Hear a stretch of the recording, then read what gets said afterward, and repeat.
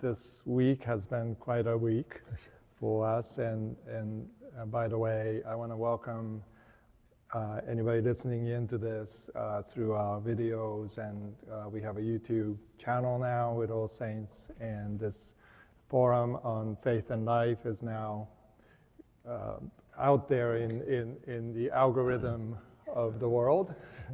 So just a warning that anything you say will be no.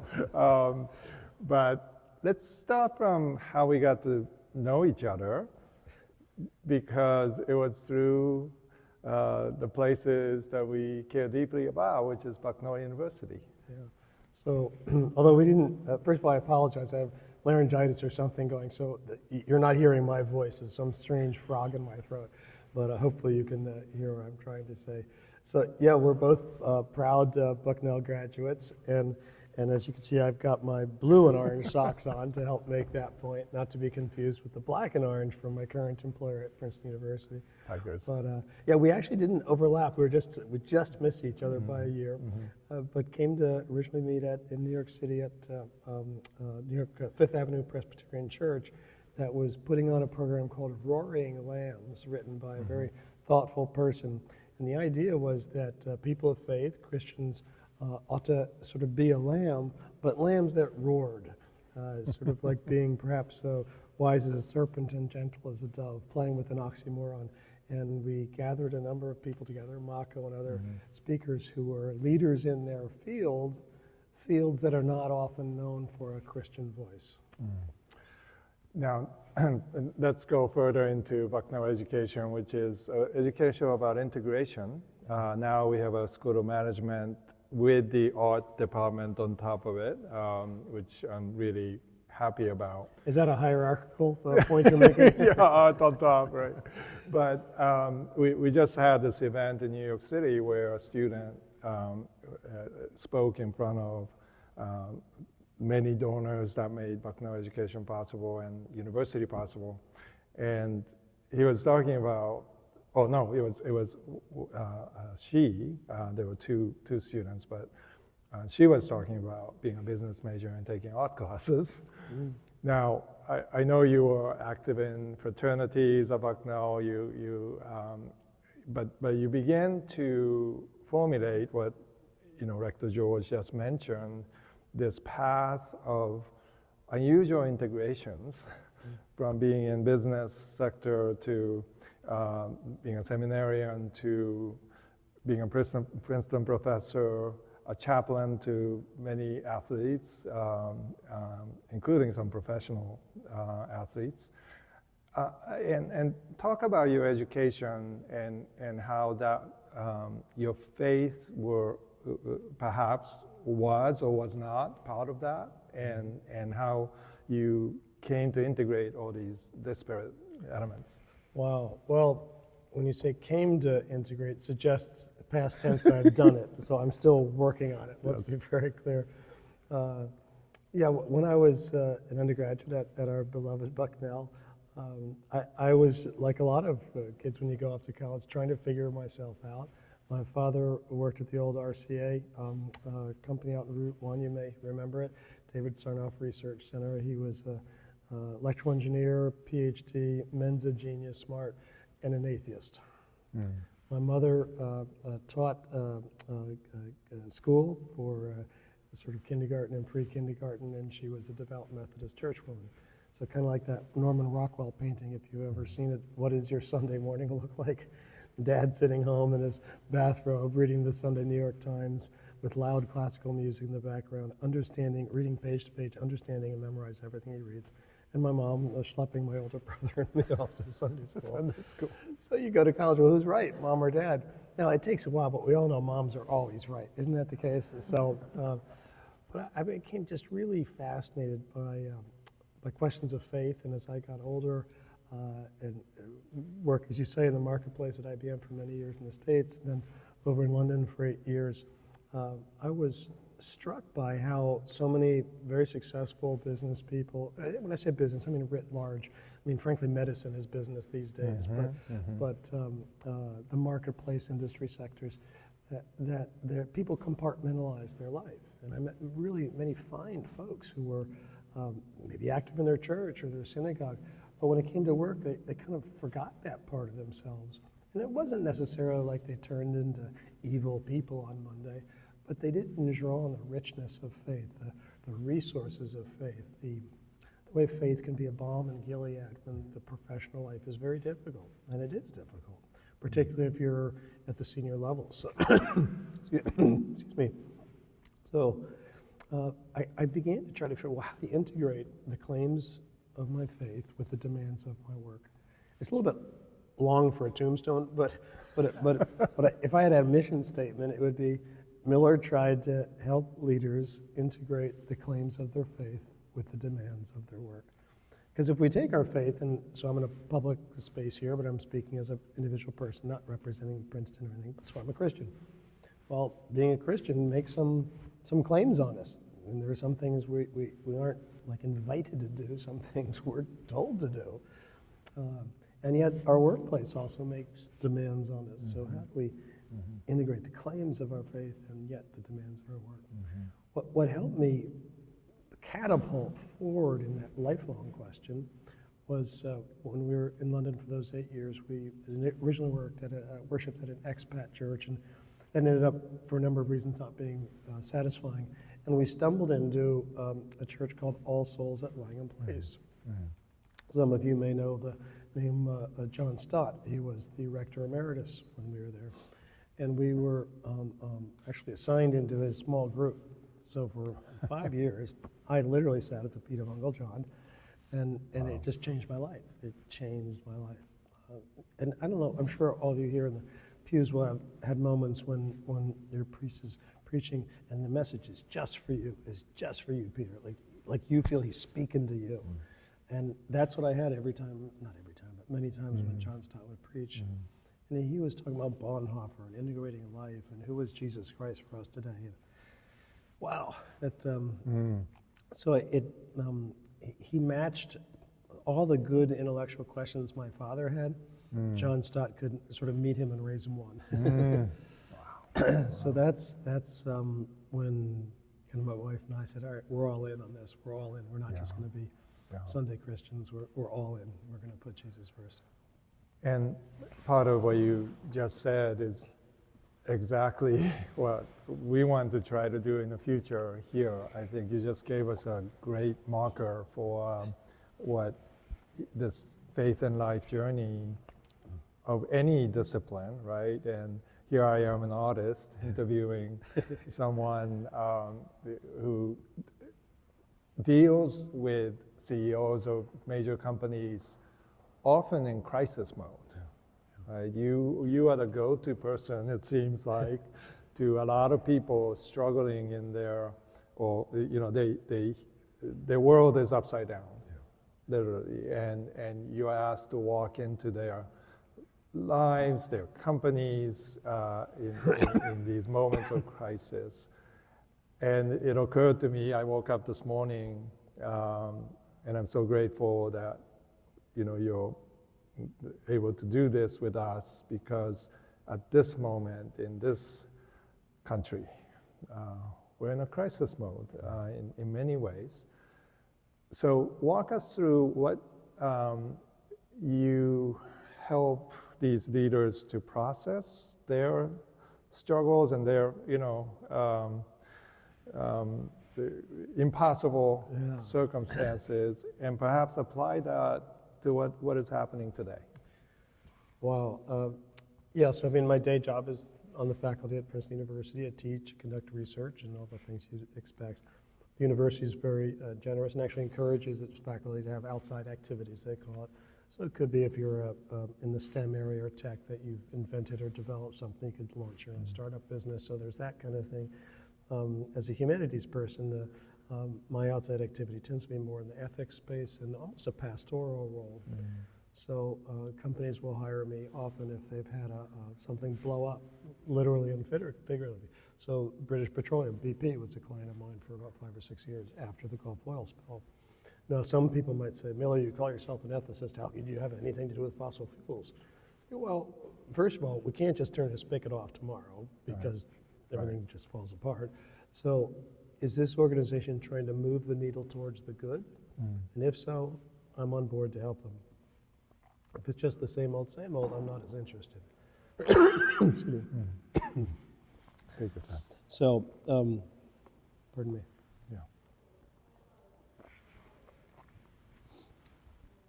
So that was just one example of an industry sector. In fact, I'm drawn towards industry sectors that are known as problematic, that people love to hate. Because I think, frankly, as a Christian, that those are where we ought to be going.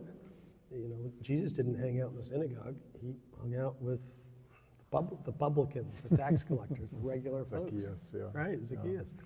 So, so I think there's a biblical role model, a theological role model that we're called. There are multiple kinds of mission fields, and it's not just deep dark Africa or China or whatever. It's Wall Street. Yeah.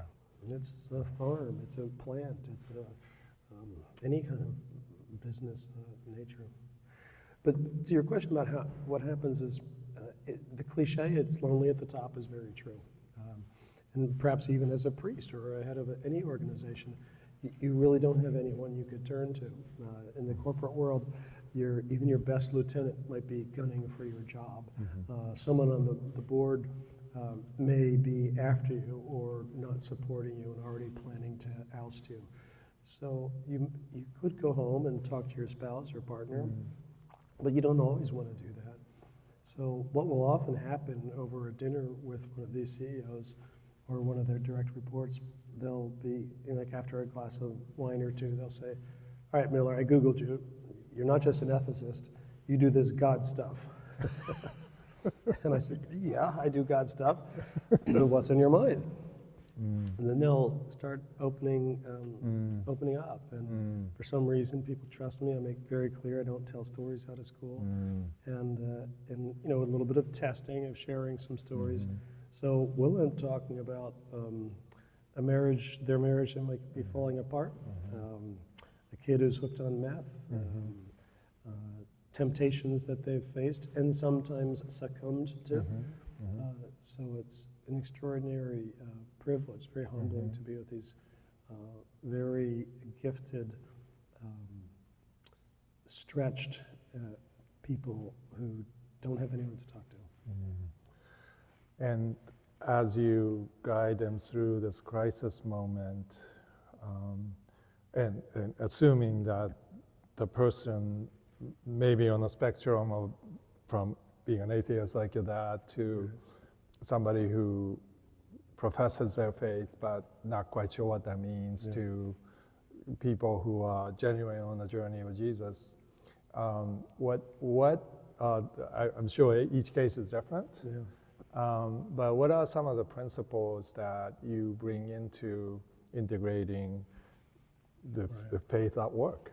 I remember being in Germany. I speak German, so I covered the German territory for the investment bank and the private equity firm I worked for. And sitting with a man who's head of one of the largest banks, and we're talking away in German, and all of a sudden we were talking a bit about faith, and he got all teary-eyed, and it's like, Gerhard, what's up? He said, I wanted to be a Catholic priest until one of those damn priests did X, Y, Z to me. So there've been breach of trust, and he shares that with me. And I think in moments like that, it's a ministry of presence. My job isn't to heal him, but just to love him and to acknowledge that must have been incredibly hard, incredibly hard. Let him go as far or as shallow as he wants to go with sharing that experience. And I have found that one of the things so my sophomore year coming back from Bucknell, y'all remember what the word sophomore means? It's Greek, right? Wise fool. So I'm come back, and I went to the man who married Karen and me, Reverend Charles Scott Kerr, and he was kind of a crusty, old school, conservative Methodist clergyman, but full of love. Great guy. And I went back all ready to tear into the face of Charles. The church is so hypocritical. This goes on and that goes on, and and I'm on this like holier than thou rant. And he says, well, you know, David, you're right. It's like, what? totally disarmed me. And he said, David, let me tell you something. Never, ever, ever confuse the church with Jesus. Never, Amen. ever, ever confuse the church with Jesus. And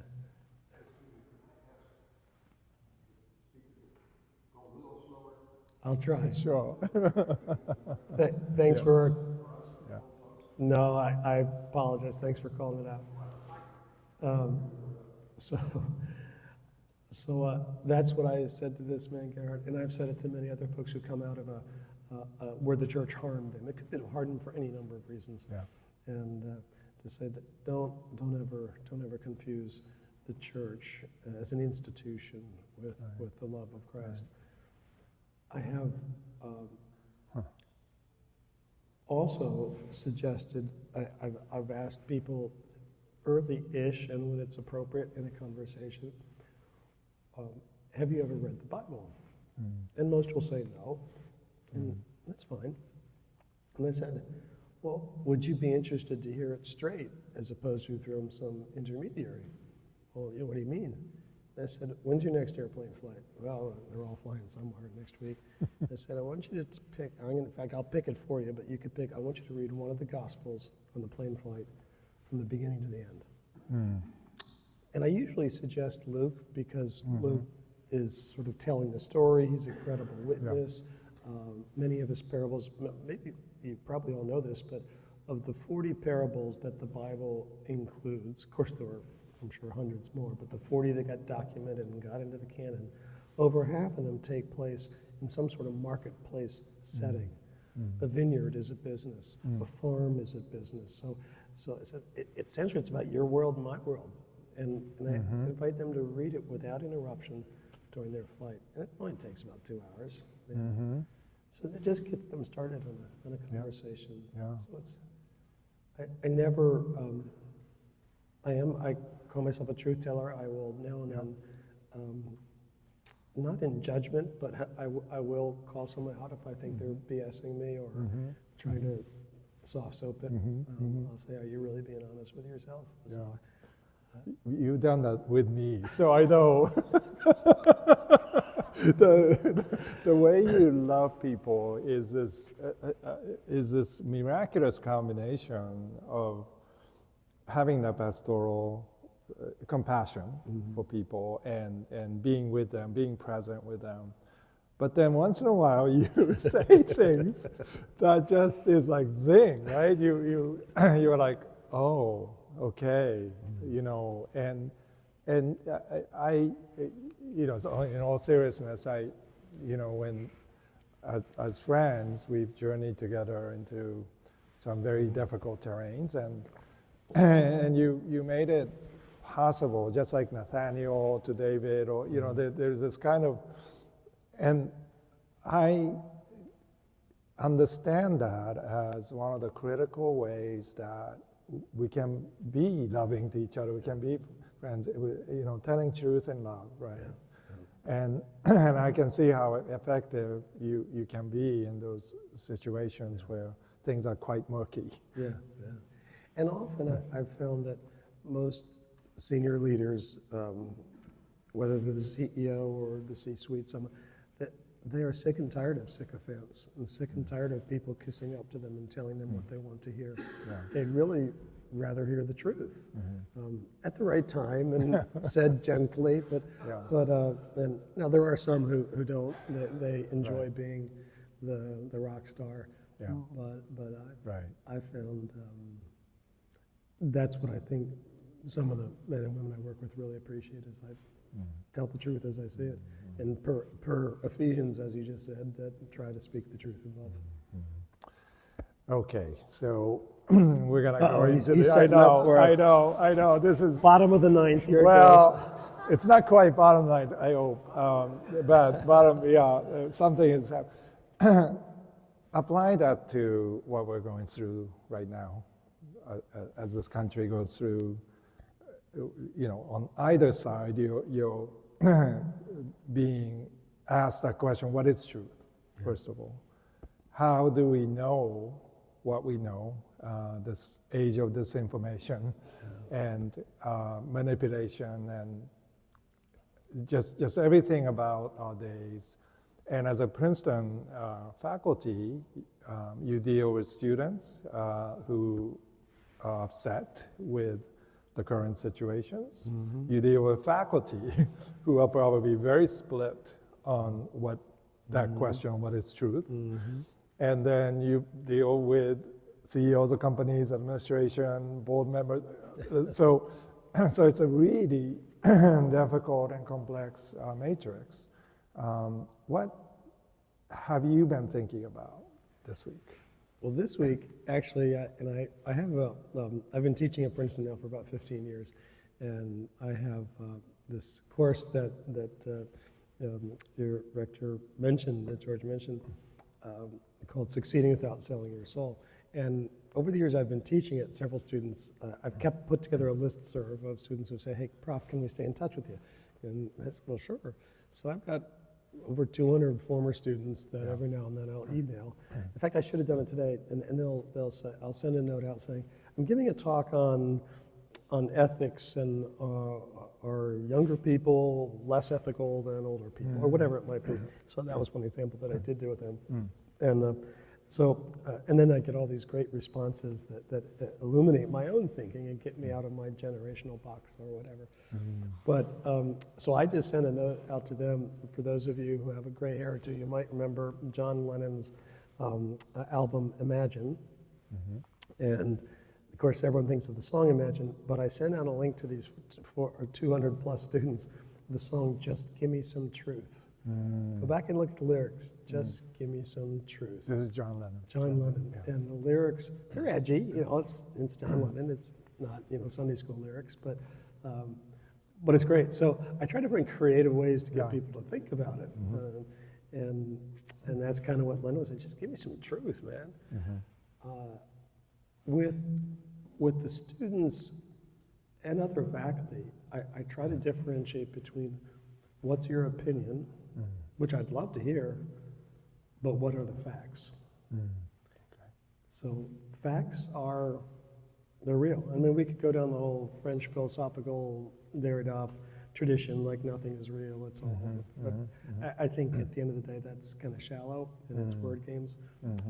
So gravity exists, yes. Molecules exist, yes. Science exists, yes.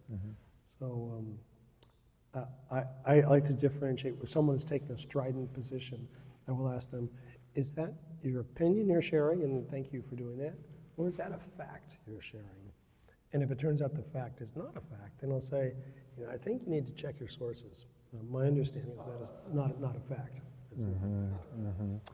Now, this is an area where we had some interesting conversations between an artist and this person who is in discussions of the high-level business world, because art is fundamentally an awareness to the facts in a way, paying attention to reality, right? So an artist looks at the landscape, and maybe a person walking by it wouldn't see that beautiful tree with a light just coming around the corner, and he or she may paint that, and you have said to me that beauty and this somebody who creates beauty and somebody who is being present in the business sector has a lot in common, right? And tell us more about that. Yeah, I think both of us, someone in the business sector writ large and someone in the arts writ large, because of course it could be music, theater, painting, etc. More often than some might realize, I think many people feel a calling. They feel that they're meant to be doing this. They're meant to write beautiful code, or they're meant to be creative and come up with even ad campaigns. That I realize there's a lot of cynicism and so forth. But there's a lot of cynicism for artists too, isn't there? Oh yes. Right. So let's, with all due respect, my dear Rocco, it's not like the business people are all the scoundrels and the artists are all the good guys, right? There's as much corruption, brokenness, sadness there. I mean, frankly, it's distributed. My theory of the doctrine of sin, not to get all theological on you, but the doctrine of sin is rather democratically spread around society. Yes. including in nonprofits, the Yes. UN, and yes, even the Yes. church. Yes. And the university. Yes. So, but I think many people, artists, very successful business people are often very creative, and they see the world differently. They see things happening before the rest of the world. That's what you see, Mako. And you have a range and a way of expressing those things. Well, here's an example. Back after the Enron scandal, some of you will remember that, in the early 2000s, I was in O'Hare Airport in Chicago, and Ernst & Young put a big advertisement up. It was you know where I'm going. It was like one of those massive ads, like, you know, as big as like your paintings up there, Mako. And there was a line down the middle, on the left side that was all white, and on the right side it was all black. And then in large font it said, in the opposite color, "This is how we see ethics." So of course the image was black and white. This is how we see ethics, black and white. So I use that with my students and even some of my corporate clients to get a conversation going. Well, how do you see ethics? Is it black and white? Well, no, it's sometimes kind of complicated. It depends, it's the gray zone. Well, yeah. And so I'm talking about the gray zone with you. Yes. And Mako goes, excuse me. No, you've got it all wrong, Billy. You've got it all wrong. You can do that too, right? And I said, what do you mean, Mako? He said, no. It's a kaleidoscope of colors. It's a kaleidoscope of colors. And within that, there's beauty and sometimes conflict between colors. And that's what you stretched me to think of the ethical gray zone as the ethical kaleidoscope. and that's, you know, part of, I think, the difficulties of the complexity of our time is learning how to even hold paradoxes together, right? These two opposite opinions, and we tend to try to make it black and white, but in reality, we need to be, to see like an artist does in all the complexity, the prismatic reality of the world. And so you're guiding people in a sense, so you know, we always joke, you're an artist too, you know? and you're trying to help people navigate these very complex realities that, you know, maybe at the time in crisis mode, we feel like we're being oppressed and everybody's against us. We feel like, you know, the world that we had imagined in our head is no longer true. And for those of us, right, and it seems to me that your sector is one of the hardest realms to remind people that there is beauty, right? So how would you, you know, hypothetically this week, let's say, meeting with somebody in a crisis mode, guide that person to see in full spectrum? Wow. So if I'm in their office, many people have lots of personal artifacts around their office, and I would, I'm just thinking off the top of my head here, but I would perhaps look at one of those and say, wow, that's really beautiful. That's really interesting. What's the story behind that? Why do you have that there? And not necessarily a picture of the family, which could also be beautiful, but why do you have that painting, or why do you have that photograph? Why do you have that medallion or that whatever, and see what story comes out of it. And you will go to that, rather than expecting them to come to you to hear your lecture, you will go to them, and you will find that object that is very meaningful to them, which actually is a great model for what a ministry is, right? It's not so much about, you know, bringing people into your domain as much as it is about discovering with people, theirs. Okay, so we perhaps need to wrap up here, but I want to give you the final word of what you're most passionate about right now, what you're excited about, and it can be, you know, part of Avadar Institute, or it can be part of your teaching, chaplaincy, guiding CEOs. What's on your mind? Something that you wake up to? Well, first of all, my bride. I'm very excited. Karen, I've been married about 100 years, so that's real special. Our relationship and her support of my calling to do what I do here. I think I get the greatest satisfaction and passion of seeing my students see it. They go click in their eyes, like click. Oh, I get it. I get it. Talk a little more about that. What is it that's clicking? What's the light coming on? So I teach this course that the students nicknamed it "Succeeding Without Selling Your Soul." I mean, that wasn't my title, because most ethics courses are taught either through a jurisprudence point of view, as a lawyer will teach it, or taught as secular Roman philosophy, what Plato had to say and so forth, all of which are legitimate, fully legitimate.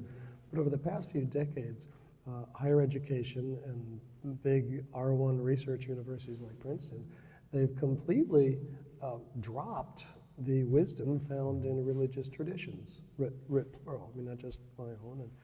And so I bring religion back into ethics, not about truth claims. That's interesting. I make clear to those students it's a life and death for many traditions, but park that for a minute. I'm not interested in your orthodoxy, whether you're right or wrong. I'm interested in your orthopraxy. What's right practice look like? And so I bring in Maimonides, and I bring in Aquinas, and I bring in these great thinkers. And they're kind of stunned, because even those who might be religious, be it Jewish, Christian, whatever, they don't know their holy texts. Yeah. So I'm sort of inviting them back into their heritage in many cases.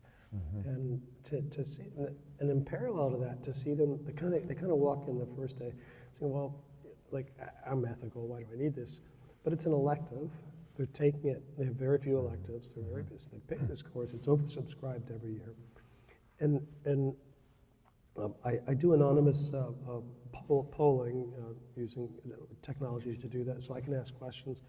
And I know exactly the religious profile. Every year, it varies a little bit, between kind of 23 and 25% of my students self-describe as atheists or agnostics. But they're taking this course where we're talking about God stuff. So what I see is a hunger that they're not filling our pews right now, but they're searching for something that they don't know. And unfortunately, a lot of society doesn't trust institutions, regardless which one. It's a season we're in. And they show up. So that just brightens my day so much. And many of them will, because they Google me and understand my story, and I'm ordained Presbyterian pastor, amongst other things, and they'll say, Prof, do you really believe that stuff? And I said, what stuff? Like, well, Jesus, is he who he said he is? And I said, I do. And they say, can I come talk to you about it? And I said, yes, but once grades are in, you can come in and talk. But I don't want to, this asymmetric power, I don't want someone kissing up to me or whatever. And they do that. Then we come and recommend books and we have visits. And so to see their growth is humbling. And likewise, to be sitting in someone's office overlooking all of Manhattan where the world is their oyster, but they're scared to death. And there's so much pressure, so much stress. And you'd never know it looking at them. But to be trusted to walk alongside them, that's humbling. So those are a couple examples. Yeah. Well, David, thank you for joining us for this forum on faith and life and guiding us through this storm of life and reality that is out there. And in so many ways, your leadership is helping us, I think all of us, whether we're artists or, plumbers, to regain a sense of hope. I think that's what you bring. So thank you so much. Yeah. And we're going to open it up to questions. If you have any thoughts or questions, please. I would say perhaps most of my students that would not be their immediate association, that their ethics come from their faith. Some of you may know the name Peter Gomes, the Episcopal Dean of the Chapel at Harvard Chapel, passed away several years ago, and he wrote a book called The Good Book, essentially talking about the Bible, and I was acquainted with him. We knew each other a little bit, and he had this. He had this great baritone voice. He could read the phone book. Remember what a phone book is?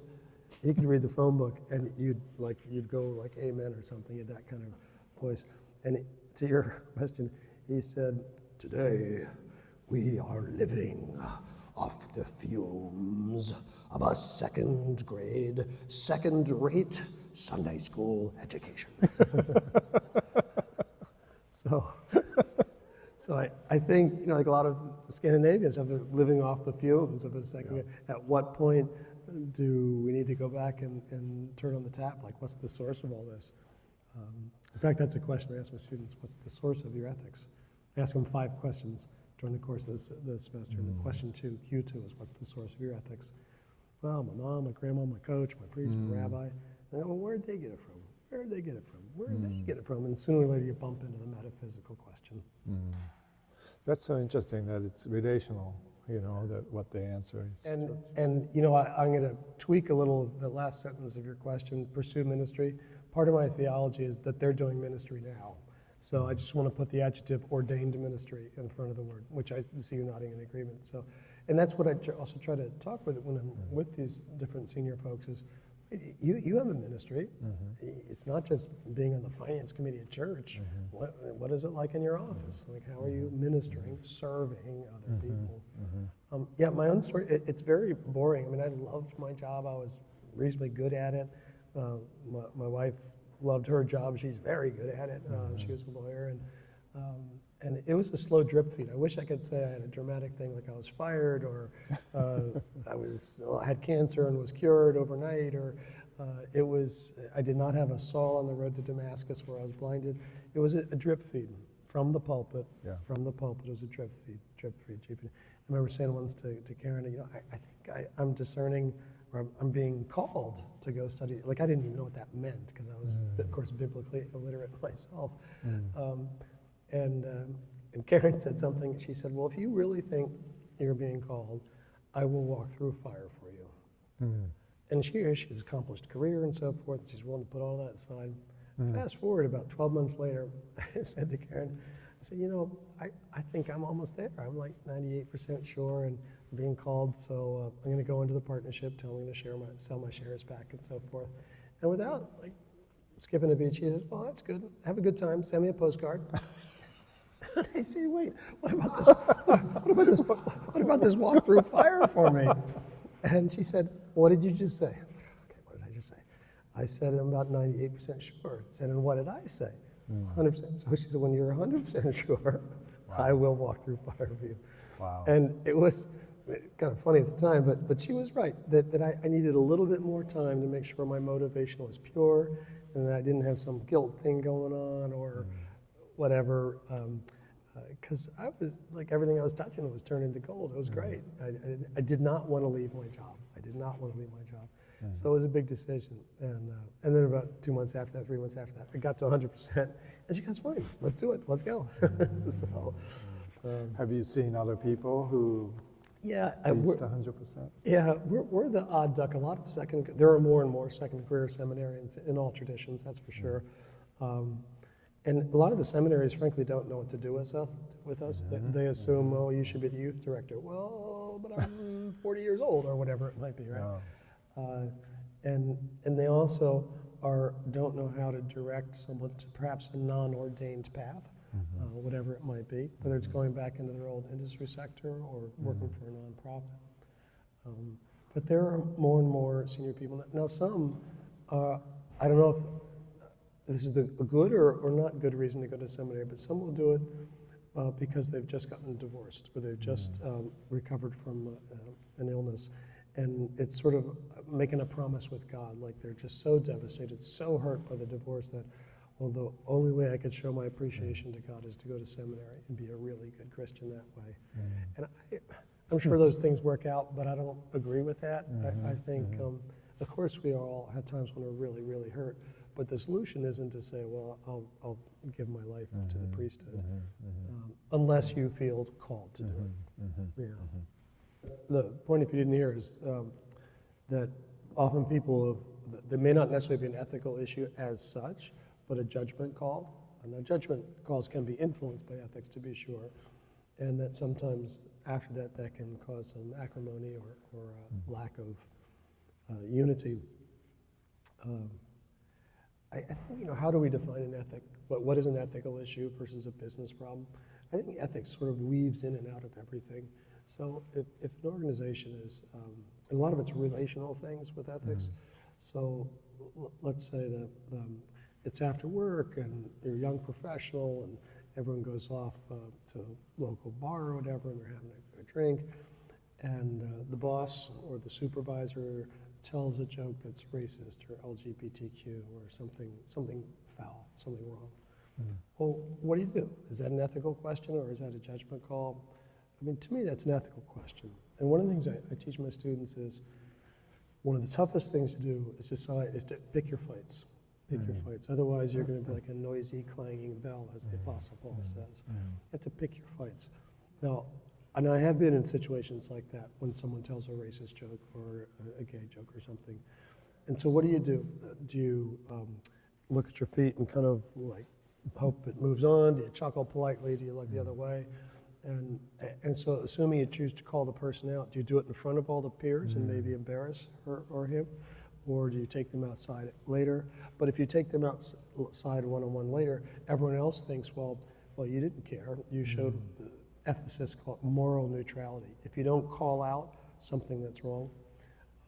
So I think the better thing usually is, for sure, to address it, and ideally to say, as winsome a way as you can. It's like, hey, I'm sorry, Marco, that's just not funny. That's just not funny. I'd prefer you don't tell jokes like that. And more often than not, I think that approach works. But at a minimum, call them out later if you don't do it then. I think ethics infuses itself in subtle ways. Yeah. Okay, we're going to have to stop, but this will continue, I'm sure, in other ways as our friendship continues. Thank you, David, so much. Well, thank you. Can I say one more thing? The phrase "you are blessed" can be a little bit overused in some circles, but you are blessed to have Mako and Hagen in your flock here. He's a special friend. You've become a special friend, and so blessings and carry on.